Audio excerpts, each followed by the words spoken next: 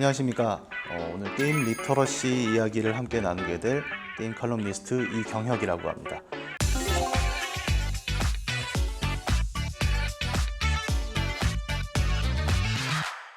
오늘 이야기 함께 나눠주실 분으로 순천향대학교 이정엽 교수님 모셨습니다. 안녕하세요. 순천향대에서 게임 가르치고 있는 이정엽입니다. 반갑습니다.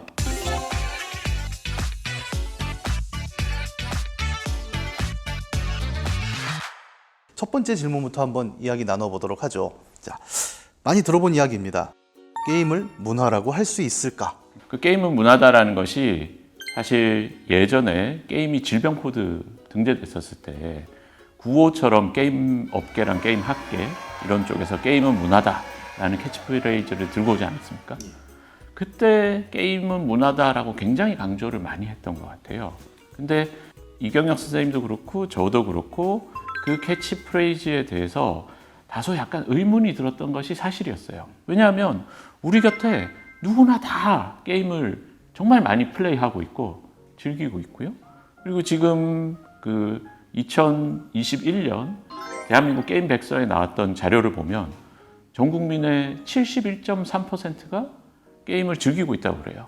그러면 거의 전 국민의 한 3분의 2 이상이 게임을 즐기고 있는 셈인데 이렇게 많이 즐기는 것들을 문화가 아니라고 얘기하는 게 오히려 좀 이상한 표현이 아닌가? 저는 그렇게 생각해요. 좀 역사적으로 보면 그렇죠. 그러니까 게임을 문화가 아니다라고 말하는 시기도 한국 사회에 분명히 있었으니까요. 80년대만 해도 이제 오락실을 간다라고 하면은 깡패다, 불량 청소년이다. 그러니까 해서는 안 될 무엇이었던 시대가 분명히 있었고 그 당시에 게임을 좋아하고 혹은 게임 산업에 종사하는 사람들은 억울했겠죠. 근데 그것이 한 20, 30년 시기가 지나면서 이제는 굉장히 자연스럽게 뭐 지하철 타면 모두가 다 게임하는 시대 아닙니까? 그렇죠. 그렇게 변화한 것 같아요. 이경수 선생님도 그렇고 저도 그렇고 오락실에서 아마 게임을 접했던 것 같아요. 그 당시에 80년대 같은 경우에는 당연히 이제 아케이드 게임장 같은 경우에는 다소 불량 청소년 같은 사람들이 와서 좀 어둡고 칙칙하고 이런 분위기가 만들어지기도 했었는데 그게 90년대 들어와가지고 스타크래프트 붐 일면서 PC방 문화로 또 바뀌고 또 그 뒤에 이제 스마트폰 게임들 나오면서 누구나 즐기는 형태의 문화가 됐잖아요. 어떻게 보면 전 국민의 여가를 책임지고 있는 아주 당당한 형태의 문화가 아닌가 저는 그렇게 생각하거든요. 제가 생각할 때 뭐 문화라는 것이 굉장히 예술적이고 막 거창한 어떤 것이 될 필요는 없고 게임이 그냥 사람들에게 굉장히 편안하게 다가가면서 시간을 같이 보낼 수 있게 해주는 생활 양식 같은 거잖아요. 그래서 저는 뭐 그런 차원에서 이미 문화가 되지 않았나. 사실 우리가 문화라고 해도 크게 두 가지 의미잖아요. 말씀 주신 대로 일상에서 사람들과 소통하고 이야기 나눌 수 있는 어떤 소재로서의 문화가 있고 우리가 소위 말하는 문화예술이라고 부르는 어떤 콘텐츠, 메시지로서의 의미도 있는데 또 최근에 저희가 또 법이 하나 바뀌었지 않습니까? 그렇죠. 문예진흥법에서 이제 디지털 게임도 문화예술의 일종으로 공식적으로 취급받게 됐는데 사실 그런 면에서도 이제는 뭐 굳이 우리가 게임은 문화다라고 이야기할 필요가 없는 굉장히 보편적인 어떤 상황이 오지 않았나 생각은 들어요. 게임 개발하시는 분들이 이제는 좀 자부심을 가져도 되는 게 과거에는 약간 무슨 사행 산업에 가깝거나 약간 무슨 청소년들의 호주머니를 털어가는 그런 어떤 흥행 산업 같은 의미가 좀 강했는데 최근 들어서 굉장히 좀 예술적으로 보일 수 있는 게임이나 사회 문제에 대해서 어떤 문제 제기를 하는 게임들도 굉장히 많아지면서 게임 안에 어떤 메시지를 던지는 케이스도 굉장히 많아졌고 게임을 도구로 활용하는 미디어 아티스트들이나 사회 운동가들도 많아졌기 때문에 게임은 제가 볼 때는 하나의 어떤 표현 도구로서도 충분히 가능성을 지니고 있다고 생각하거든요. 또 중요한 것은 그러한 게임을 통해서 인간의 삶과 생각을 녹일 수 있다는 것이 이제 대중화가 됐잖아요. 오늘날 이제 더 이상 문화라는 말에 이제 아무도 반론할 수 없는 그런 환경까지 온 것 같아요. 그러면 사실 이제 게임을 만들고 유통하는 산업의 규모 자체도 엄청 커졌을 거란 말이죠. 지금 게임 산업의 위상이라 그러면 이제 어느 정도가 될까요? 지금 한국 게임 시장이 그 2020년 기준으로 대한민국 게임 백서에서 이제 발표되셨을 때 18조 원 이상 규모가 됐다라고 해요. 18조 원 규모에 대해서 이제 그 감이 잘 안 오실 텐데 사실 영화, 애니메이션, 만화, 음악 시장을 다 합쳐도 게임 시장보다 작다라고 할 수 있을 것 같아요. 특히 이제 그 코로나를 겪으면서 더 다른 매체랑 차별화되는 성장을 좀 보여준 것 같습니다. 그럼 매출이 그렇게 커진다고 하면 이제 그 어떤 고용, 소위 말하는 이제 종사자 규모도 거의 따라서 정비례 성장을 했을 것 같은데 게임 종사자 수를 통계를 낼 때 실제 게임 개발하시는 분들, 그 다음에 또 PC방 업종에 종사하시는 분들 이런 분들을 다 합쳐서 통계를 내고 있어요. 그랬을 때 전체 게임 종사자 수는 한 8만 3천 명 정도. 그 좀 대단한 것이 뭐냐면 8만 3천 명이 만들어내는 매출 규모가 18조 원 이상이라는 거거든요. 그러니까 음악 산업이나 영화 산업도 사실 그 게임 산업에 비슷한 정도의 종사자들이 들어가서 일을 하는데 한 6조 원 정도의 시장을 일궈냈었는데 게임 산업은 그와 비슷한 정도의 규모의 인력을 투입해서 한 3배 정도의 매출을 올리고 있고 수출도 굉장히 많이 하고 있는 상황이기 때문에 어떻게 보면 효율이 굉장히 좋은 콘텐츠 산업이다 이렇게 볼 수 있죠. K-영화, 뭐 K-팝 이런 얘기도 많이 하는데 이제 그 정작 게임은 수출을 굉장히 많이 하고 있고 국외 시장 많이 하고 있음에도 불구하고 게임이 그런 분야에서 어떤 문화적인 영향을 발휘한다라는 얘기는 주변에서 좀 덜 들리는 것 같아요. 수출하는 규모에 비해서. 오늘날 이제 문화 얘기가 이제 자연스럽게 될 정도로 거의 한 반세기 가까운 시간 동안 이제 문화라는 반열에 올라올 수 있는 그 지난한 역사가 있었을 텐데 혹시 그런 거 간단하게 좀 정리해 주실 수 있을까요? 이경수 쌤하고 저하고 이제 동갑인데 저희가 97학번이거든요. 근데 97학번들 그때 생각해 보면 그 스타크래프트 붐 일어나기 전에는 대부분 다 당구장 가서 당구 치고 뭐 그 호프집 가서 술 마시고 이런 게 이제 대학생 문화였던 것 같은데 그 이후에는 많이 PC방으로 옮겨가서 같이 이제 스탄판 이런 즐기는 문화 같은 것들이 만들어졌던 것 같고요. 그러면서 이제 e스포츠 중계가 생겨나기 시작했죠. 그래서 뭐 e스포츠 붐이 좀 일었고 그 뒤에는 확실히 2000년대 후반에 스마트폰 게임이 일어나면서 스마트폰을 가지고 아무 데서나 게임을 다 즐길 수 있도록 이렇게 그 게임 역사가 좀 발전을 해왔던 것 같아요. 네.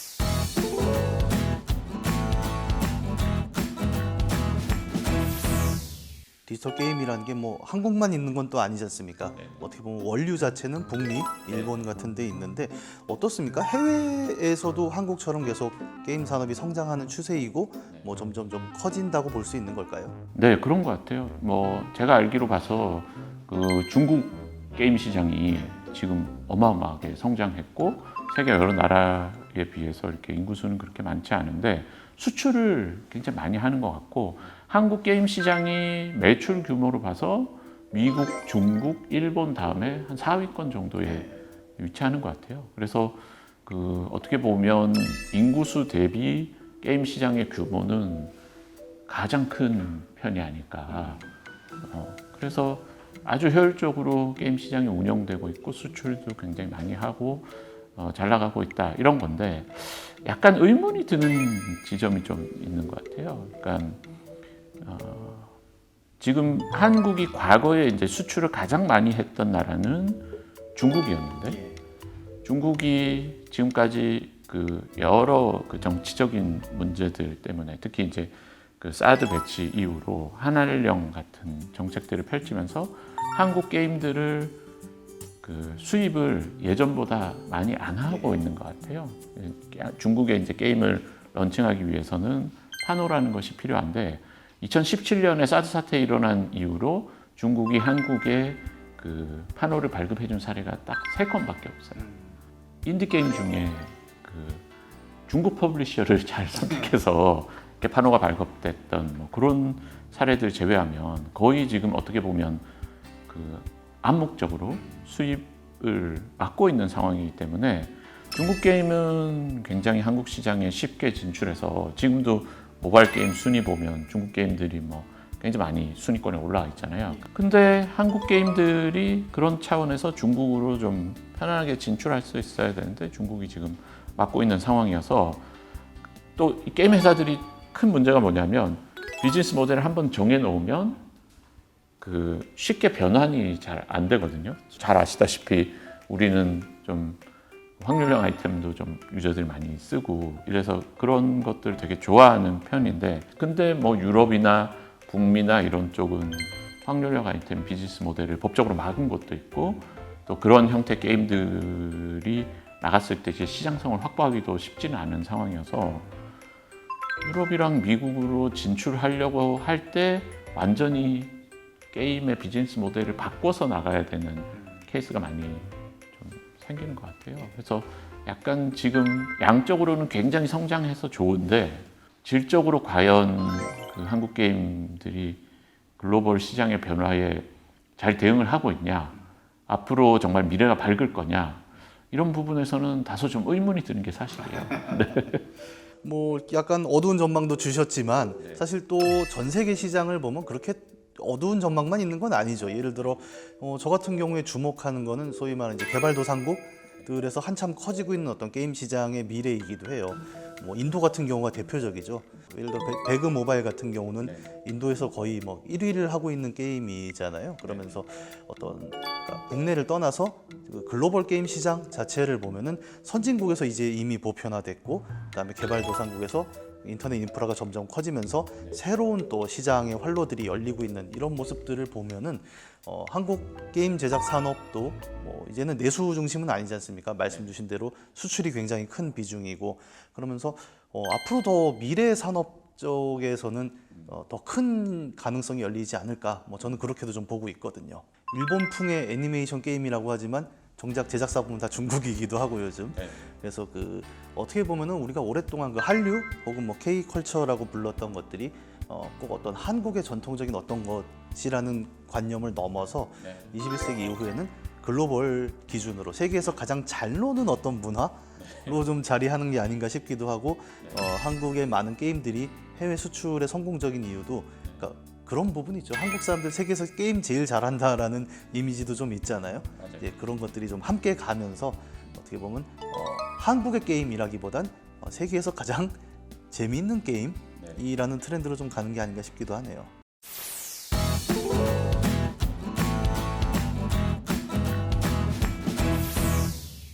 게임 산업이 점점 이제 규모가 커지고 넓어지고 있는데, 그에 따라서 게임 산업의 여러 직종들도 점점 다변화, 세분화되는 것 같습니다.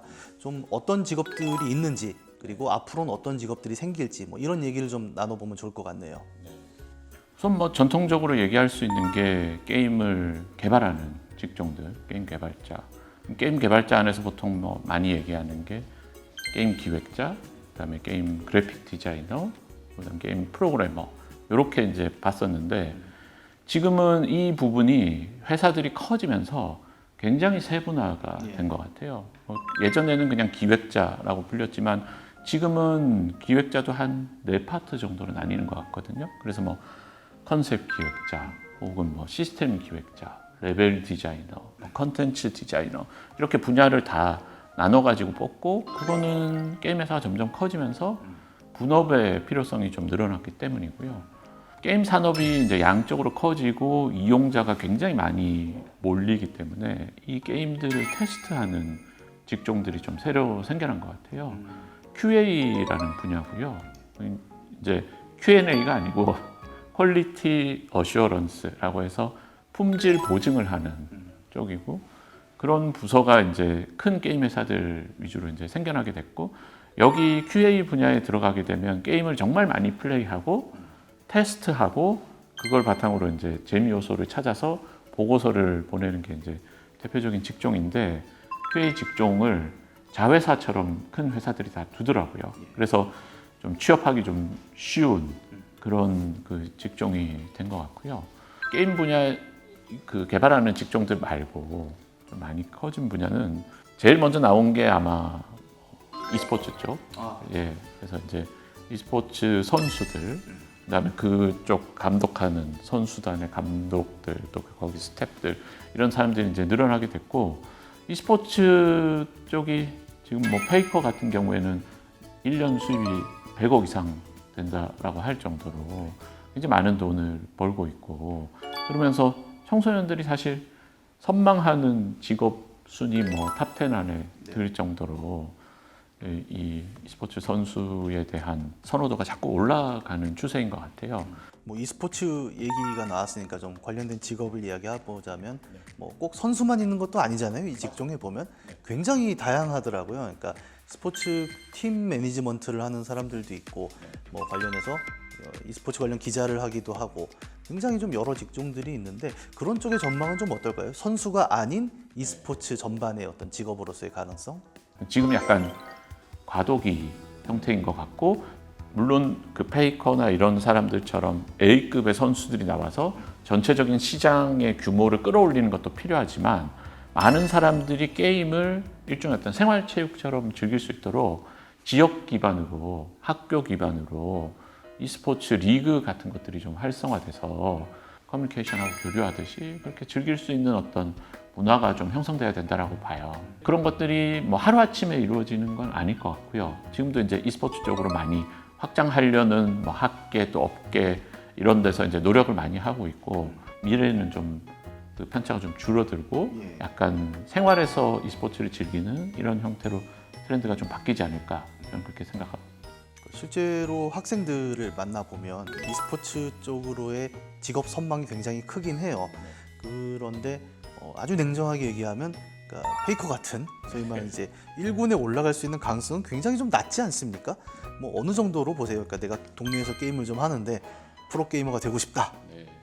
일단 연습생의 신분을 통과를 해야 되고, 그리고 그 안에서도 사실 1군, 2군, 3군 뭐 그 롤 같이 LCK 같은 데 가면 이제 거기에 진출할 때 1군으로 올라가느냐 안 올라가느냐의 여부가 그 사람의 성공을 가르는 되게 중요한 부분인 것 같고, 인기 종목 같은 경우에는 1군으로 올라가게 되면 연봉 1억 이상 보장되기 때문에 젊은 나이 때, 그것도 10대 때 그 정도의 돈을 벌 수 있는 직업은 저는 그렇게 많지 않다라고 생각하거든요. 그래서 사실 잘 되면 굉장히 성공할 수 있는 분야인 것만은 확실한 것 같아요. 근데 다만 거기까지 올라가기가 너무너무 어렵고 굉장히 높은 경쟁률, 그리고 사실 운동선수의 그 커리어하고 상당히 비슷하다고 보면 될 것 같아요. 처음에 선수를 했다가 그 뒤에 이제 뭐 감독을 할 수도 있고 관련 협단체에 취업을 할 수도 있고, 그래서 e스포츠 했던 것들이 저는 그걸 하고 나서 나중에 이제 은퇴를 굉장히 빨리 하지 않습니까? 한 20대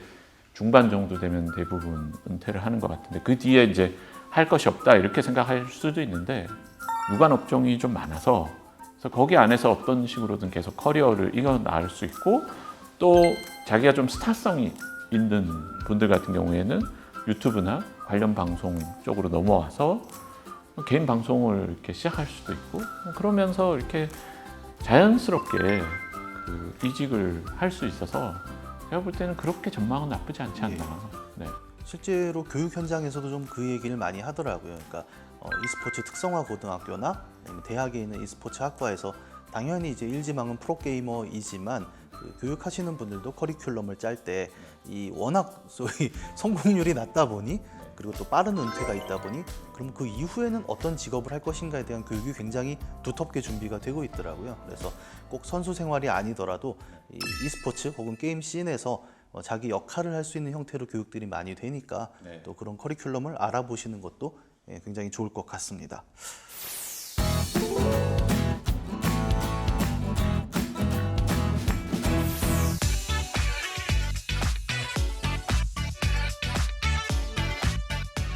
게임과 관련된 미래 산업은 어떨까요? 게임이라는 것만 놓고 생각하면은 참 우리 어렵습니다. 게임이 시작되기 전에 뭔가 게임의 단초가 있었겠죠. 따라가다 보면 사실은 소설이라는 게 있습니다. 소설은 콘텐츠라고도 하죠. 그게 이제 조금 더 발전한 게, 글에다가 이미지가 삽입된 게 만화 같은 게 있습니다.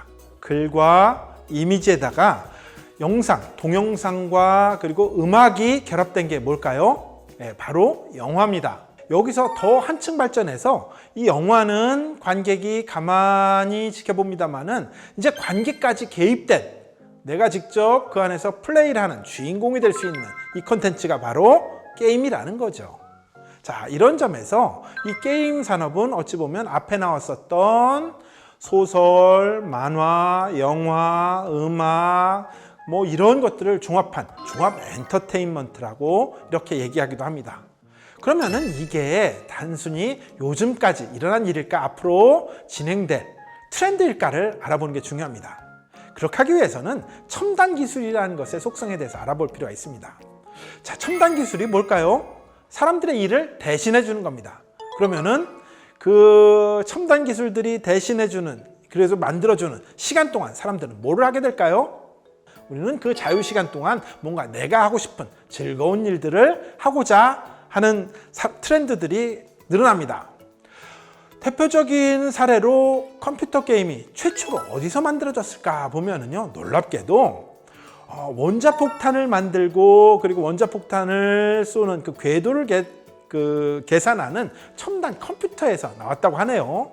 지금으로 따지면은 뭐 아주 단순하게 오실로스코프에다 조정을 해서 마치 두 사람이 테니스를 치는 것처럼 이런 모양들의 그 게임을 만들었는데요. 이게 컴퓨터 게임의 효시가 되게 됩니다.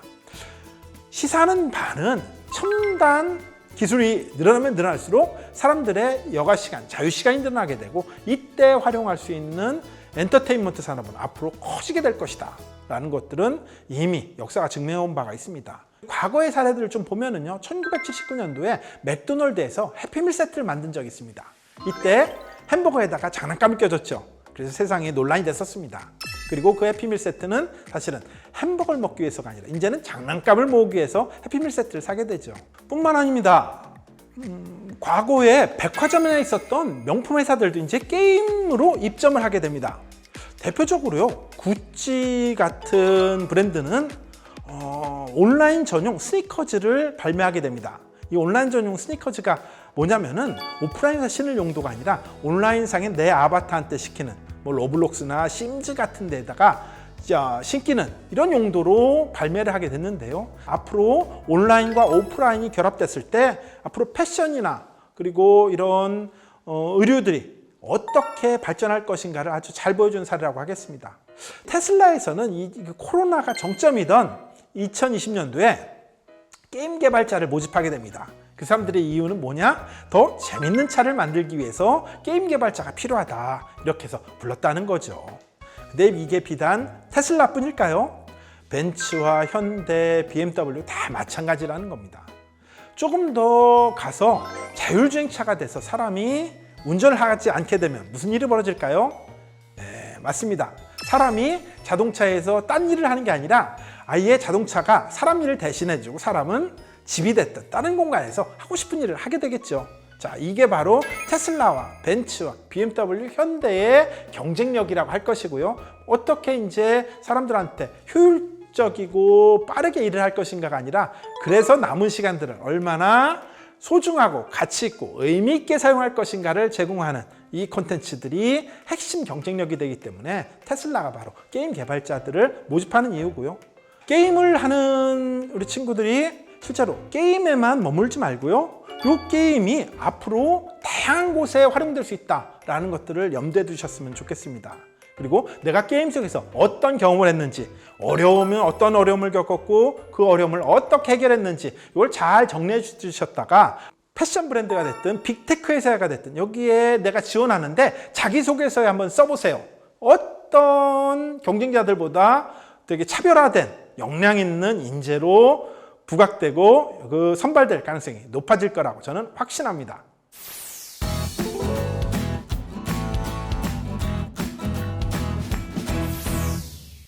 게임이 문화가 된 지 이제 저는 좀 시간이 많이 된 것 같아요. 누구나 뭐 길을 가는 사람 붙잡고 얘기해도 다 게임 문화다 그러면 아니 뭐 당연한 얘기 하냐 이러는데, 문화라는 건 또 그렇잖아요. 우리가 좋은 문화만 있는 건 아니라고 생각을 합니다. 그러니까 안 좋은 문화도 많죠. 뭐 예를 들어 익명 게시판 커뮤니티 같은 데 가보면 우리가 온갖 뭐 욕설과 트롤링과 이런 것들을 볼 수 있는데, 실제로 게임 문화에 대해 비판적이신 많은 분들은 이제 게임의 그런 부정적인 면을 자꾸 지적을 하시잖아요.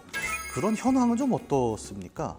사이버상이다 보니까 네. 아무래도 익명으로서 대화를 많이 나누게 되고 채팅창이 있거나 혹은 음성으로 이렇게 대화를 나눌 수 있게 되는 게임들 같은 경우에 욕설을 한다든지 네, 혹은 뭐 이렇게 어떤 사람을 괴롭힌다든지 뭐 이런 경우가 좀 많이 일어나는 것 같고, 특히 그 여성 게이머들 대상으로 언어 폭력, 뭐 약간 성적인 형태의 뭐 농담들을 던진다든지 이런 경우들이 굉장히 많이 발생하는 것 같더라고요. 그래서 사실 게임은 문화다라고 그 많이들 얘기를 하지만 그 안에 그걸 갖고 나가는 부분들은 이용자가 또 만들어가는 측면이 있거든요. 특히 이 언어 부분에 있어서 좀 서로를 배려하는 문화가 좀 정착됐으면 하는 바람입니다. 어떻습니까? 이런 거를 뭐 게임사 차원에서 좀 컨트롤을 할 수 있는 방안들이 있을까요? 일단 채팅으로 봐서는 금칙어 같은 것들을 설정을 해서 그런 단어들이 노출되지 못하도록 하는데 영리하다고 해야 될까요? 그래서 그런 금칙어들을 피해서 자기 표현들을 하는 사례들이 많아서 게임사가 대부분 다 그런 대응들을 기술적으로 하고 있는 걸로 알고 있어요. 근데 그렇게 잘 효과적으로 대처는 안 되고 스스로 좀 이용자들이 좀 자제를 하고 서로 예의를 좀 지켜주고 하는 게 이제 우선적으로 나와야 된다 이렇게 보이죠. 결국 그렇게 게임 문화가 이제 특정인, 뭐 특정 부류를 배제하고 이렇게 괴롭히는 방향으로 간다면 어떻게 보면 게이머 스스로의 좀 운신의 폭을 좁히는 게 아닌가 그런 생각도 좀 들고요. 한 가지 더 제가 얘기하고 싶은 거는 확률형 아이템 부분인데요. 사실 한국 게임 회사들이 그 굉장히 좀 그 비즈니스 모델 중심으로 게임을 개발한다는 생각이 들어요. 돈을 꽤 많이 벌고 있는데 정말 재미있는 컨텐츠를 만들고 있냐, 이런 부분에서는 다소 좀 의문이 드는 것도 사실인 것 같아요.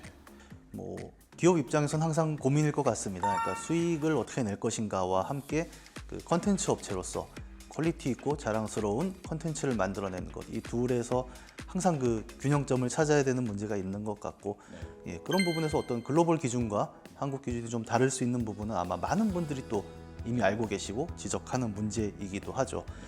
확률형 아이템 같은 거 좀 줄이고 좀 재미있는 콘텐츠를 좀 보강해서 세계 시장으로 나아가서 좀 두려움 없이 경쟁을 하고 하는 그런 문화가 만들어지면 한국 게임 시장에서 질적 변화도 좀 이루어지지 않을까. 양적인 변화만 아니라 그런 게 이루어지면 한국 게임 시장은 앞으로 굉장히 전망이 밝다 이렇게 볼 수 있을 것 같아요.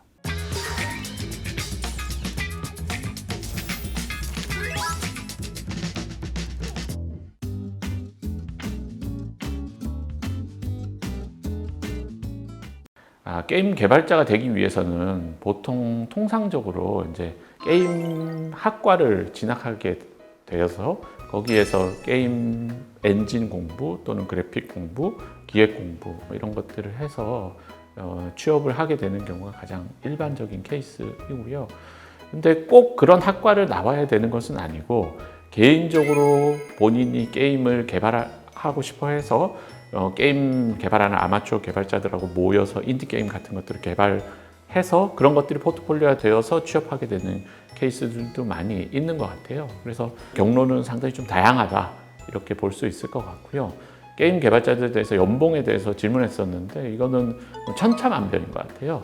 보통 대기업을 기준으로 삼는 경우가 많은데 대기업의 경우 뭐 우리 흔히 얘기하는 뭐 3M 회사라든지 그런 회사들에 이제 취업하게 됐었을 때 초봉은 개발 직군의 경우 한 4,500에서 한 5,000 사이 이 정도라고 알려져 있습니다. 그래서 일반적인 대기업의 초봉하고 비교해서도 크게 모자라지 않는 수준이고요.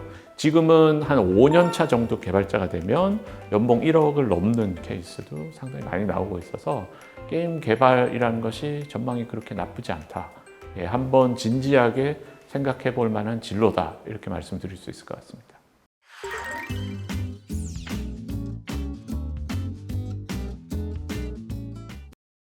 프로게이머들의 경우는 연봉이 더 천차만별입니다.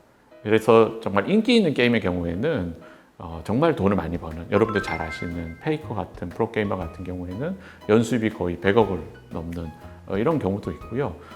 프로 구단에서 1군을 뛰시는 분들의 그 평균 수입을 조사한 적이 있는데 평균 1억대 한 초반 정도를 기록한다고 알려져 있습니다. 근데 이제 게임에 따라서 굉장히 차이가 많이 나고요.